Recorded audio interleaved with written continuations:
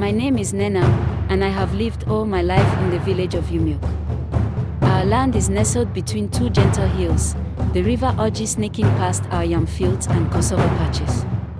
We are not many, just over 100 families, all of us knowing each other by name, by face, and often by our family secrets.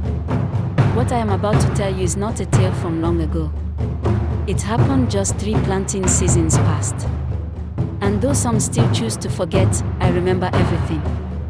Because I was there. It all began with a boy named Idowu.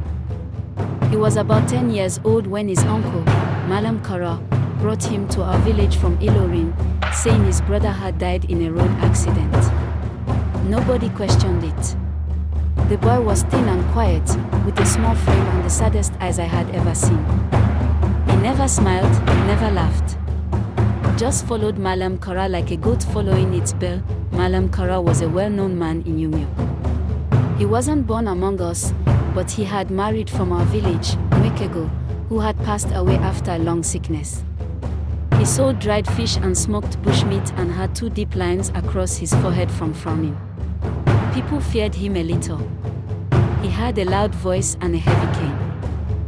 From the first day, Idowu was given the goats to herd. Every morning before the cock crowed, you would see his small figure moving through the mist, following the goats out past the village square, down the footpath to the grazing hills near the edge of the forest.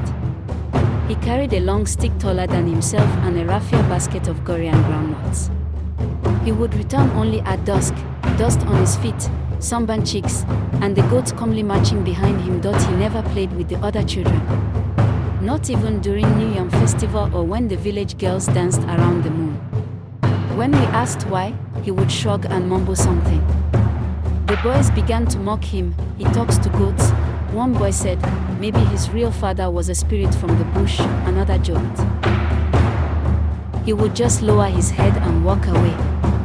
But the goats listened to him. Oh yes. He had names for them: Chika, Ebu, Oko, Mama Red Eye.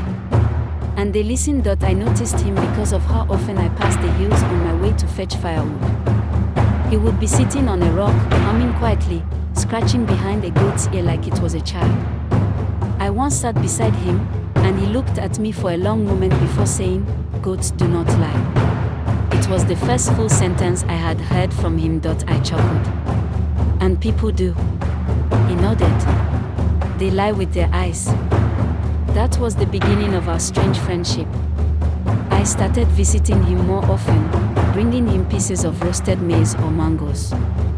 He never asked for anything, but his eyes always lit up when I came. One dry season, something strange began happening. Goats started disappearing. First, it was Mama Ngozi's white goat with a broken horn. Then Obina's black nanny goat. Then 2 of Malam Kara's own goats. Each time, there were no signs of struggle. Just an empty pen, or a trail that vanished at the foot of the forest. People blamed hyenas. But hunters swore there were no hyena tracks. Malam Kara beat Idowu terribly the day his own goats disappeared. We all heard the screams. Nobody intervened. That was the way it had always been.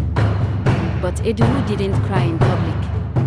He came to the stream the next morning, his back striped with welts, and washed silently. Then one day, I heard Idowu speaking to someone at the edge of the bush. I had gone to gather firewood again. He didn't see me. I crept closer. He was whispering to a man, a tall man with a strange accent and a large sack. I only caught the words, "Tonight again," by the old kola tree. I ran home confused. The next day, another goat vanished. Again, that evening, I told my father, who was the oldest man in our compound. He waved it off. Children talk to themselves. But something in me wouldn't rest. So I followed Idowu that night. I wrapped myself in a wrapper, rubbed charcoal on my face like in the moonlight place, and hid by the kola tree. It was not long before I saw him arrive. He had one of the goats with him, Chika, the one with a twisted leg. Then the man appeared tall, beard like a northerner. His eyes shifted like someone who had seen too much. He handed Idowu a bunch of naira notes and reached for the goat. I ran back, heart thumping. The next morning, I went straight to Mama Ebra, the chairwoman of the Women's Association. By evening, the elders had gathered. Malam Kara denied everything. That boy is a liar, an ungrateful wretch. He stole the goats himself. But when they brought Idowu to the square, and the elders questioned him gently, he broke down and told it all. The man from the bush was Malam Kara's contact.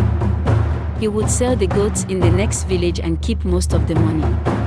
Idowu got only 500 naira each time that he had tried to refuse, but Malam Kara said he would send him back to Ilorin where the streets were full of mad people and boys who ate from dustbins.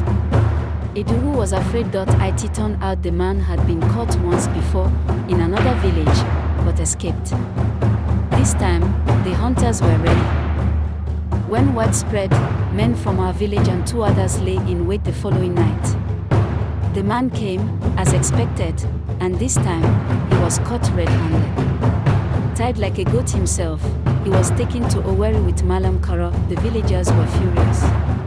Some wanted to beat Malam Kara right there in the square. But the chief raised his staff and calmed them. Let the law handle this one. They handed both him and the strange man over to the police. We never saw either again. As for Idowu, everything changed. Mama Ebra took him in, and the village decided to sponsor his schooling. He started speaking more. He even joined the boys during moonlight wrestling. The goats. He still loved them, but he began to draw 2 beautiful pictures of goats, forest, and children. Years passed. Idowu grew. His story became one we whispered to our children. He went on to finish primary school, then secondary. With the village's help, he enrolled in a technical college in Owerri where he studied animal husbandry. He would return during holidays, teaching our farmers about better ways to care for livestock. Even the elders came to respect his quiet wisdom, and still, he spoke to goats. They say wounds heal with time. But in Umuokwe, we learned something else. Sometimes, the quietest ones carry the heaviest truths, and sometimes, it is a goat that teaches you who to trust. So whenever you visit Umuokwe and see a young man at the edge of the forest, humming gently to a group of goats, know that it is Idowu. And if he tells you a goat can never lie, believe him, because he would know.